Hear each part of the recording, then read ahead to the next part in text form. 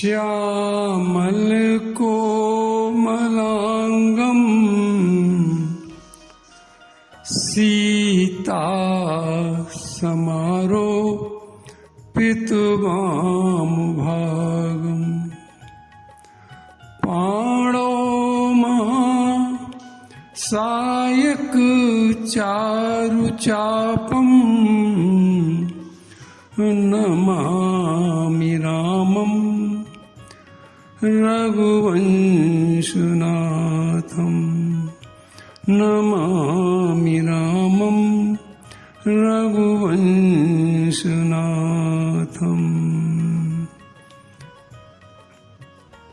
भगवान की विशेष कृपा से आप लोग रामचरितमानस में अयोध्या कांड सुन रहे हैं और अयोध्या कांड में भी भरत जी का चरित्र सुन रहे हैं।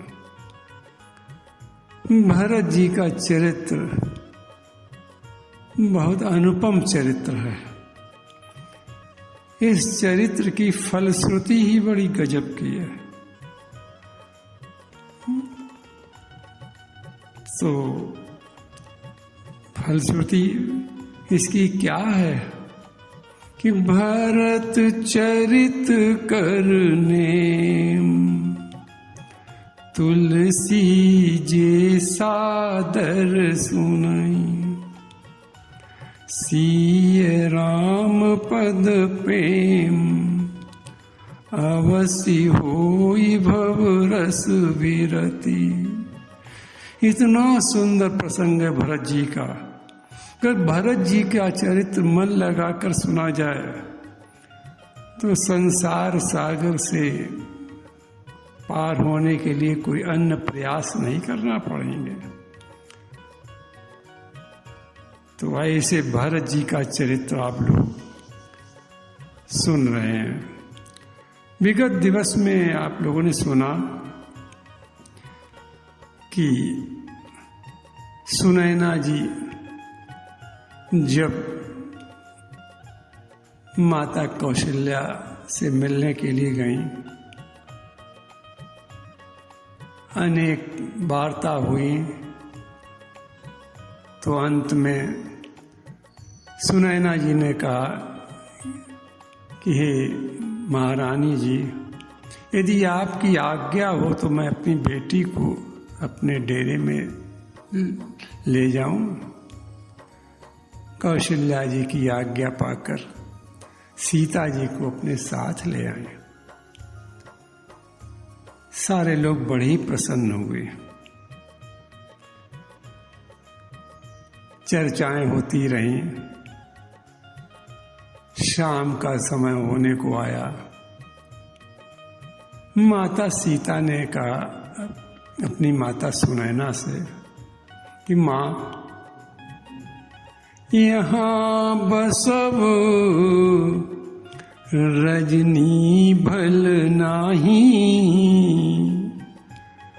अब देखें माता सीता का चरित्र कैसा है, कैसा पतिव्रत धर्म है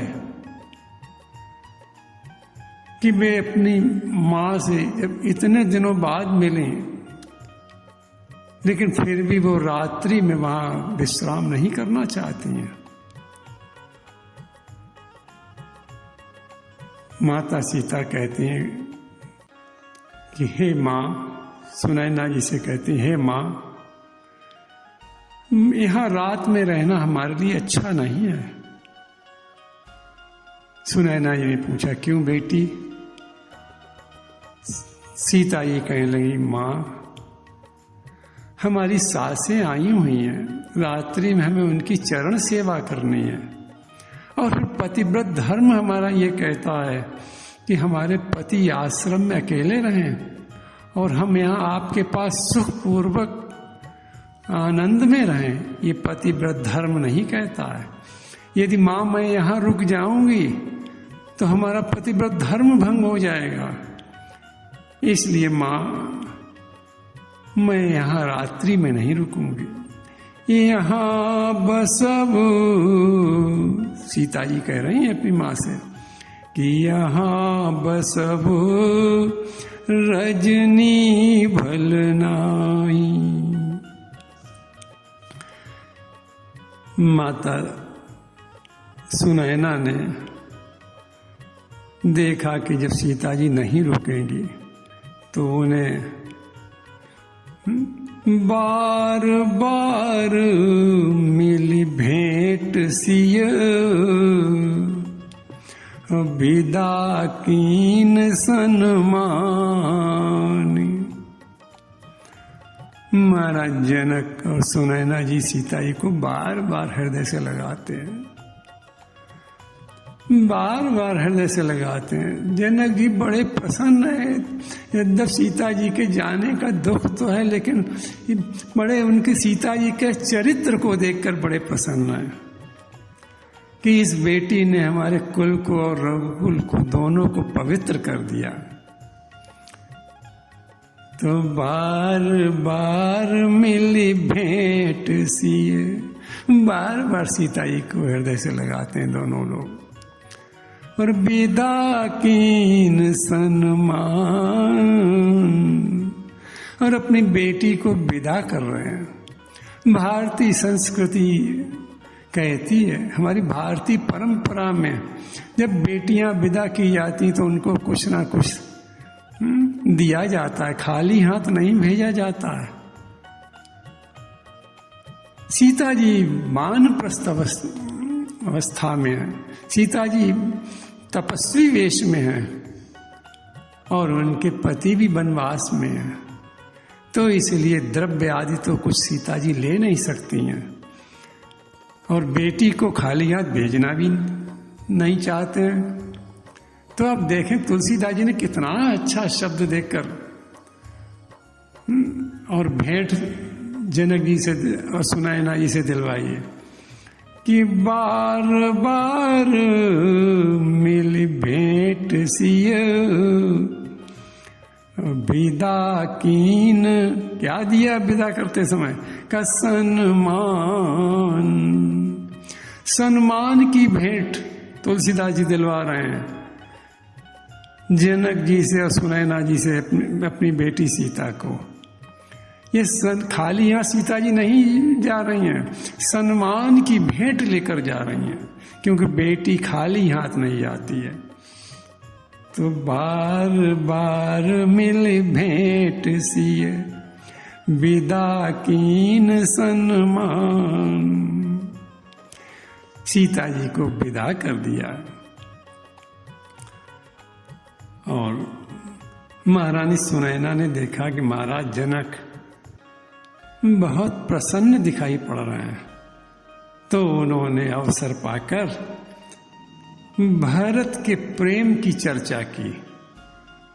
तुलसीदास जी लिखते हैं कि कही समय सिर भरत गति रानी सुबानी सयानी, रानी सुबानी सयान। बार बार मिल भेंट सिय विदा कीन सन्मान, और कही समय सिर भरत गति। सुनैना जी कह रही हैं जनक जी से कि कही समय सिर भरत गति और रानी सुबानी सयान। सुनैना जी बड़ी समझदार हैं, उन्होंने अवसर देखा कि महाराज बहुत प्रसन्न है, तो भरत के प्रेम की चर्चा प्रारंभ की। भरत का व्यवहार और प्रेम सुनकर जनक महाराज का शरीर पुलकायमान हो गया, नेत्रों में जल भर आया और सोचने लगे धन्य है भरत का प्रेम। महाराज जनक की स्थिति कैसी हो गई, तुलसीदास जी वर्णन करते हैं कि मूंदे सजल नयन पुल के तन, मूंदे सजल नयन पुल के तन, मूंदे सजल नयन। जनक जी ने आंखें बंद करके चिंतन भरत जी के प्रेम का करने लगे। जब भरत जी के प्रेम का चिंतन किया तो आंखों में अश्रुधारा बहने लगी। मुदे सजल नयन, और अश्रुधारा के साथ क्या हुआ कि प्रेम के कारण महाराज जनक का शरीर पुलकायमान हो गया। मुदे सजल नयन पुलकेतन, सुजस सराहन लगे मुदित मन। और मन ही मन भरत के यश की सराहना कर रहे हैं। अब देखें, यही दशा भगवान शंकर की हुई। जब शिव जी से माता पार्वती ने भगवान की कथा सुनने के लिए प्रश्न किए, तब शिव जी की भी यही दशा हो गई। हर ही रामचरित सब आए, भगवान के चरित्र शिव जी के हृदय में आने लगे। और जब चरित्र आने लगे तो उन चरित्रों से प्रेम बढ़ा। और शिव जी की दशा क्या हुई कि प्रेम पुलक लोचन जल छाए, हर ही रामचरित सब आए। और प्रेम पुलक लोचन जल छाए, प्रेम के कारण शरीर पुलकायमान हो गया। प्रेम के कारण आंखों में आंसू आ गए। जब प्रेम पराकाष्ठा पर होता है तो अश्रुधारा बहने लगती है। आज शिव जी के हृदय में रामचरित आने से, राम जी के चरित्र आने से शरीर पुलकायमान हुआ, आंखों से आंसू आने लगे। और इतना ही नहीं, श्री रघुनाथ रूप उर आवा, हृदय में भगवान राम का स्वरूप आ गया। स्वरूप देखते ही शिव जी आनंद मग्न हो गए। शिव जी के सुख का वर्णन करना बहुत मुश्किल है। अपार सुख शिव जी को मिलने लगा। श्री रघुनाथ रूप उर आवा, और परमानंद, आनंद नहीं परमानंद में डूब गए शिव जी।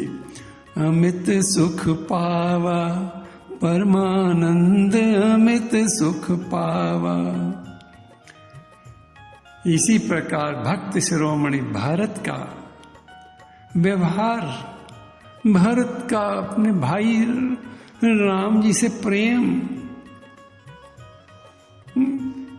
की बात सुनैना जी से सुनकर जनक जी के भी नेत्रों में जल भर आया, शरीर पुलकायमान हो गया।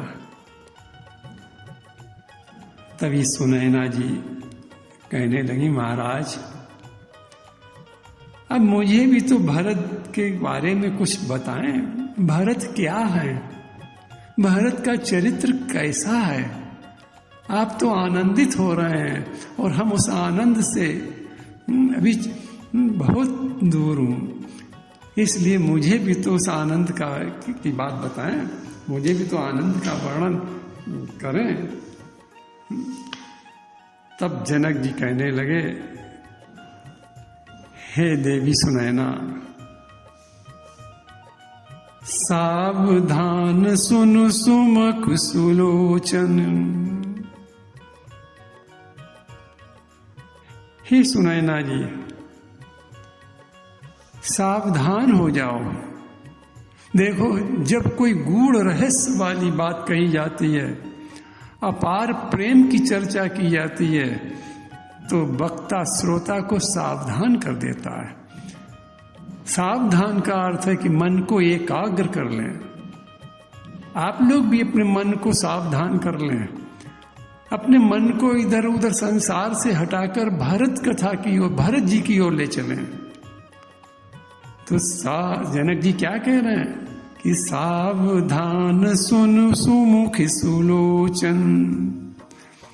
यद्यप तुम्हारी दिव्य दृष्टि है, सुलोचन ही हो तुम, सुंदर नेत्र वाली, सुंदर नेत्र से का मतलब क्या है कि दिव्य दृष्टि। लेकिन भारत की कथा भी बड़ी विशेष महात्मा वाली है। इसलिए देवी पहले तुम सावधान हो और सावधान होकर सुनो कि भारत की कथा कैसी, जिसको तुम सुनना चाहती हो, कि भारत कथा भव बंध विमोचन। क्योंकि भारत की कथा सुनने का फल क्या है? ये कथा जीव को बंधन से छुड़ाती है, क्योंकि सुनने से वैराग्य होगा, और वैराग्य होगा जब तो संसार से मोह होगा, दूर हो जाएगा। देखो, मोह को वैराग्य ही दूर कर सकता है। तो भारत की कथा सुनने से वैराग्य होगा, और वैराग्य से मोह आदि दूर होंगे, और जब मोह आदि दूर होंगे तो राम जी के चरणों में प्रेम होगा।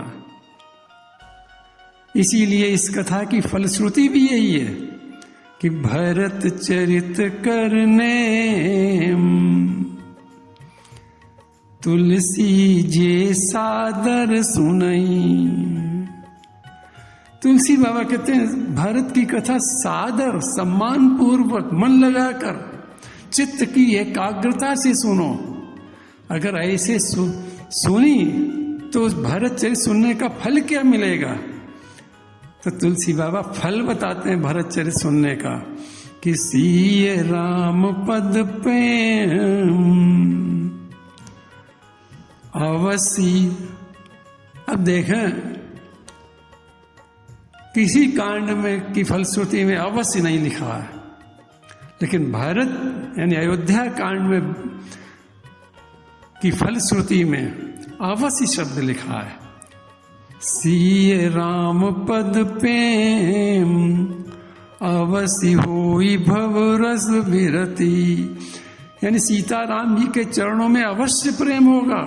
कब? जब भरत की कथा मन लगाकर सुनी जाएगी, एकाग्र चित्त से सुनी जाएगी, तो सीताराम जी के चरणों में अवश्य प्रेम होगा, और अवश्य संसार से वैराग्य प्राप्त हो जाएगा।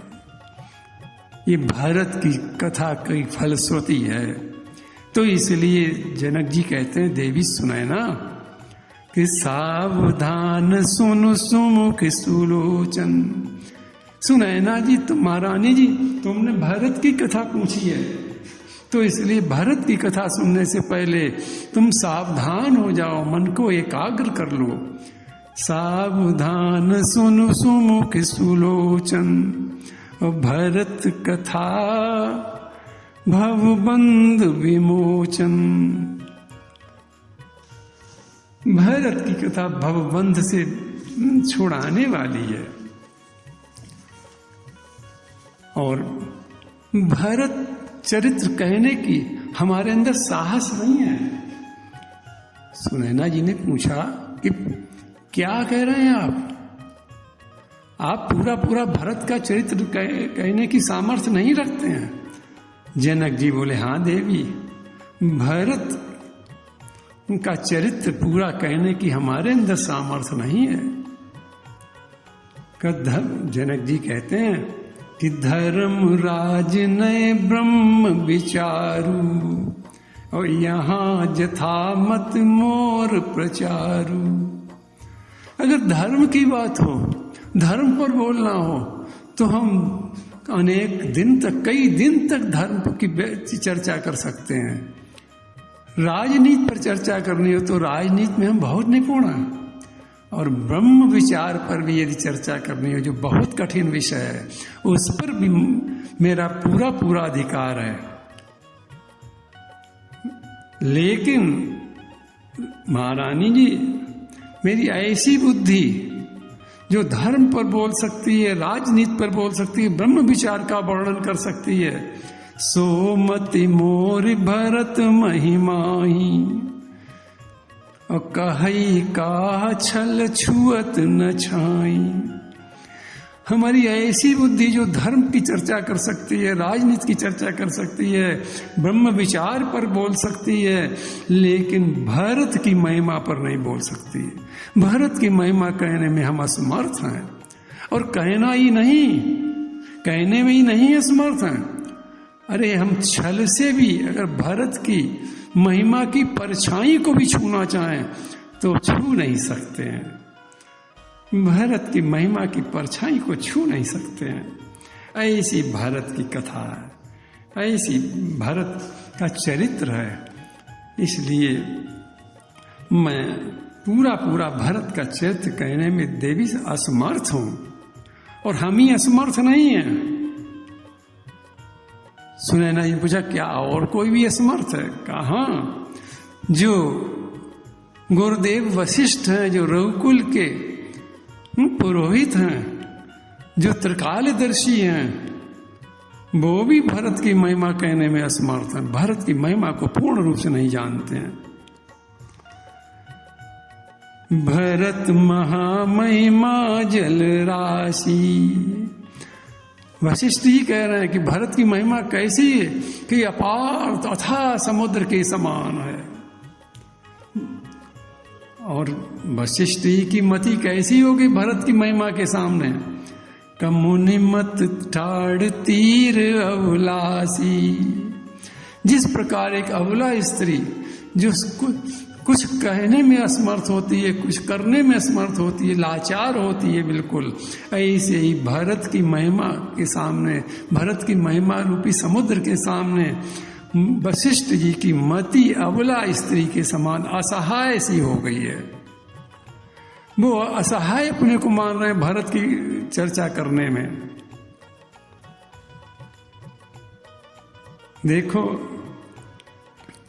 भारत की महिमा ऐसी अपरंपार है,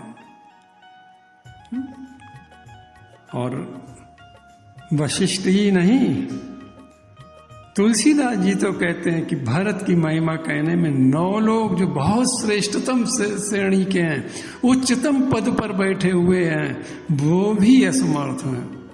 सुनैना जी ने कहा वो कौन है 9? जनक जी कहले देवी 9 का अंक पूर्णांक होता है, इसलिए 9 लोग का रामचरितमानस में तुलसीदास जी वर्णन करते हैं कि ये लोग भी भारत की महिमा को नहीं कह सकते हैं पूरा। सुनो वो 9 लोग कौन है? विधि, यानी विधि कहते हैं ब्रह्मा जी को, विधाता, गणपति गणेश जी, अहिपति शेषनांगी, शिव शंकर जी, शारद, अरे सरस्वती जी जो बहुत बोलने वाली हैं, कवि बड़ी रचनाएं करते हैं, वो भी भारत की महिमा की पर रचना नहीं कर सकते पूरी। कोविद ज्ञानी लोग, बुद्ध विद्वान, बुद्धि विशारद, अरे बुद्धि के श्रेष्ठतम व्यक्ति,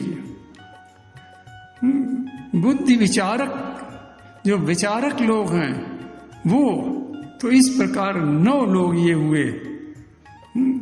फिर सुन ले आप लोग, विधि गणपति अहिपति शिव शारद, और कवि कोविद बुध बुद्धि विशारद, ये 9 लोग तो भरत चरित कीरत करतूती, धर्मशील गुण विमल विभूति,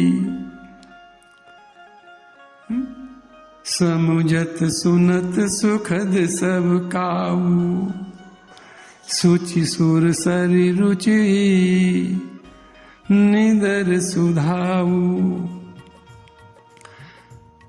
भारत का चरित्र, भारत जी की कीर्ति, भारत जी की करनी, भारत जी का धर्म, भारत जी का शील, भारत जी का गुण सुनने में तो बहुत सुखदायक है, बहुत सुखदायक है। अंत में तुलसीदास जी भरत के गुणों पर कहते हैं कि निर्वध गुण निरुपम पुरुष भरत भरत सम जान। अरे भरत का में गुण कैसे हैं? का निर्वधि, अरे कोई सीमा नहीं, असीम गुण है। जिस चीज की सीमा नहीं उसको कैसे पार किया जाए? अगर कोई हम आप लोगों से कहे, हमसे कहे कि फर्रुखाबाद की सीमा यहाँ तक है तो हम वहां तक जा सकते हैं, लेकिन पता ही नहीं हो कि फर्रुखाबाद की सीमा कहाँ तक है, तो कैसे उस पार पा पाएंगे, कैसे वहां तक पहुंच पाएंगे? तो इसी प्रकार भरत जी के गुण अनंत गुण हैं, जिनकी कोई अवधि नहीं है, अनंत गुण है। अनिरूपम पुरुष, कैसे हैं कि जिनकी उपमा ही नहीं दी जा सकती है। ऐसा कोई पुरुष है ही नहीं जिसकी उपमा दी जाए भरत से। तो फिर उपमा कैसे दी जाए? तो तुलसीदास जी कहते हैं हमारी समझ में तो ये आता है कि भरत भरत सम जान। भरत की उपमा देने के लिए भरत ही ठीक है। भरत की उपमा तो भरत से ही दी जा सकती है। एक उदाहरण तुलसीदास जी बताते हुए समझाते हैं कि कहि सुमेरु की शेर सम कवि कुल मति सकुचान। तुलसीदास जी उदाहरण देते हुए कहते हैं कि सुमेर पर्वत जो कई लाख योजन लंबा चौड़ा है, यदि कोई उसकी उपमा शेर के से दे तो बोलो वो क्या बुद्धिमान लोग उसे कहेंगे। अरे सुमेर पर्वत को तराजू के पलड़े में रखा जाए, दूसरे पलड़े में शेर के बांट को रखा जाए। शेर बांट जो पहले चला करता था शेर का बांट तौलने के लिए, तो अगर कोई शेर के बांट के से और सुमेरु पर्वत को तौलना चाहे, यानी उसकी उपमा सुमेरु पर्वत की उपमा शेर से कोई दे, तो बताओ ऐसे व्यक्ति को कौन बुद्धिमान कहेगा? बल्कि लोग हंसेंगे।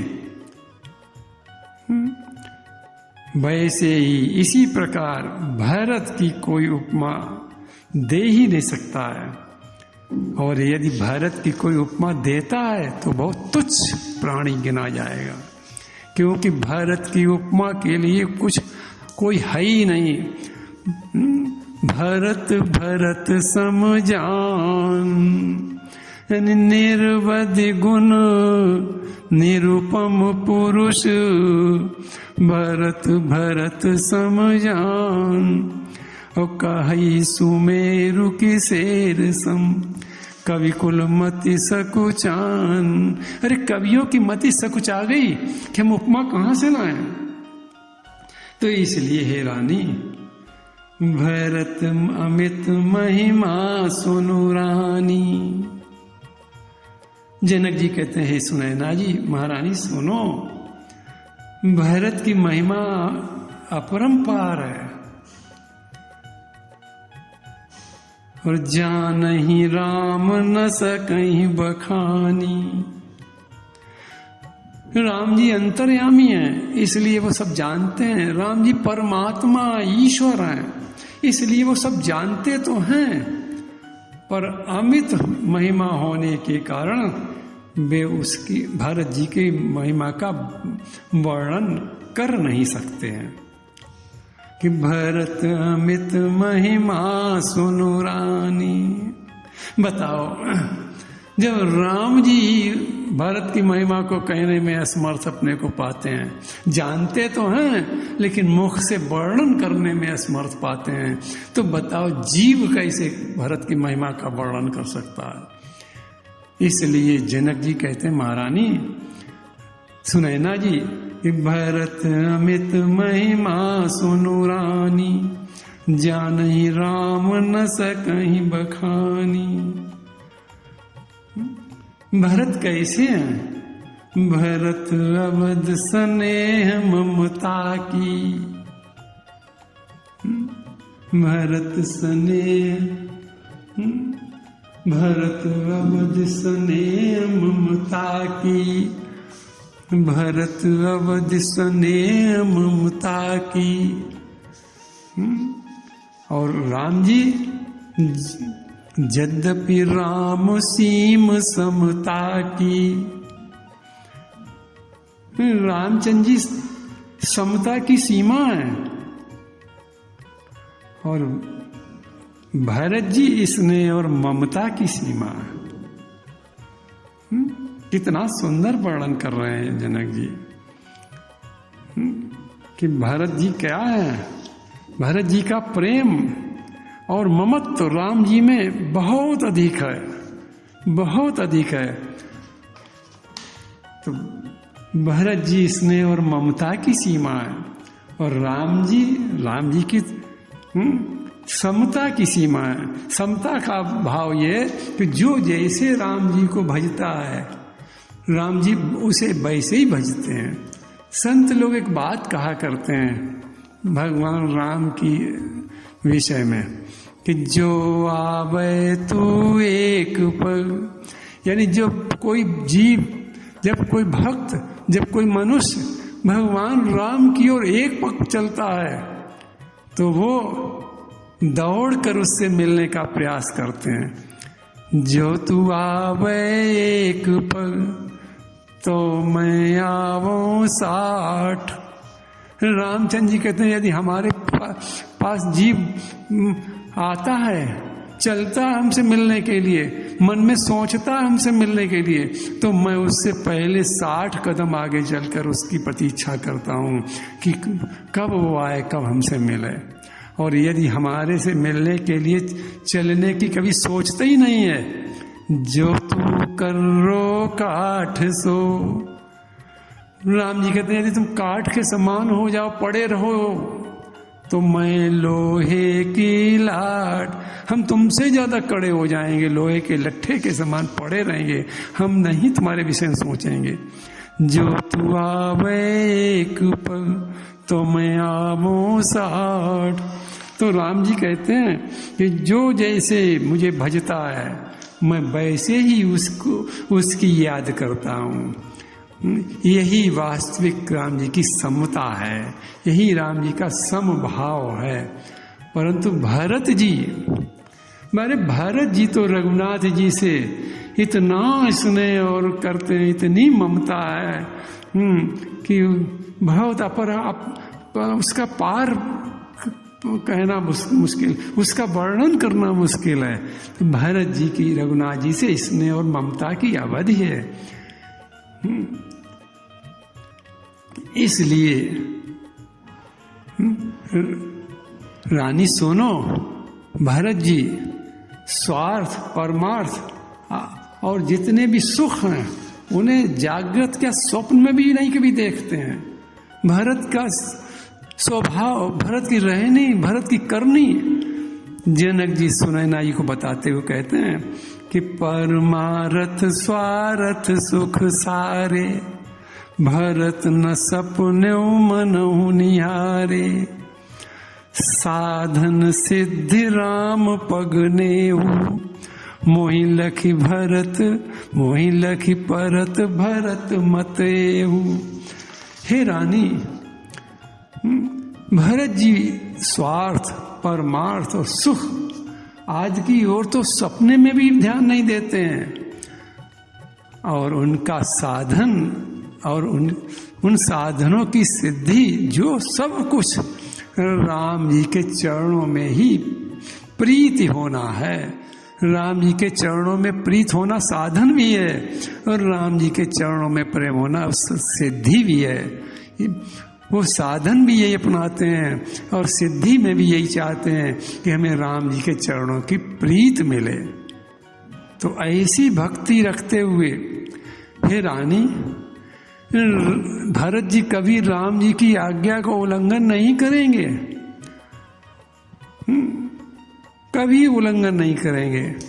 और राम जी भी ये पूरी तरीके से जानते हैं कि भरत हमारी बात को का पूरा पूरा भरत पालन करेगा। तो इस प्रकार आप चिंता न करें, बस यहीं से ये प्रसंग विश्राम होता है।